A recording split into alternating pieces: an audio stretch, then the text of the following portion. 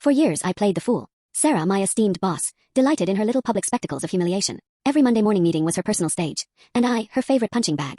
Clara, darling, are you sure that report isn't a draft for a kindergarten project? She'd coo, her eyes glittering with malicious glee, while the rest of the team snickered, too afraid to cross her. I just smile, a tight practice thing, and absorb it. My vulnerability was her fuel, my quiet demeanor, her license to dissect me in front of everyone. Then came the Phoenix project pitch. My brainchild, meticulously crafted, pored over for months. Sarah had systematically stripped away my contributions, claiming them as her own, leaving me with the scraps. The final presentation was a bloodbath. She dissected my few remaining slides with relish, tearing them apart word by word.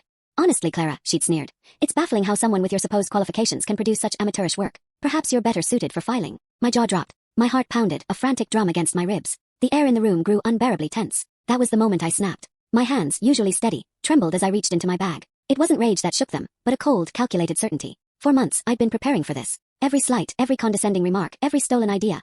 I documented it all. Not for petty revenge, but for the perfect storm. The weight of the flash drive in my palm felt like a loaded weapon. My stomach dropped as I realized there was no turning back. Actually, Sarah, I said, my voice cutting through the stunned silence, there's something I'd like to add to this discussion. Her blood drained from her face. She looked stupefied, frozen in her power pose. I walked to the main console, my eyes locked on hers, and plugged in the drive. The projector clicked, and instead of the company logo, a live feed appeared, broadcasting directly from the CEO's personal office. Mr. Henderson, a man Sarah had been trying to impress for years, looked directly into the camera, a small, knowing smile on his face.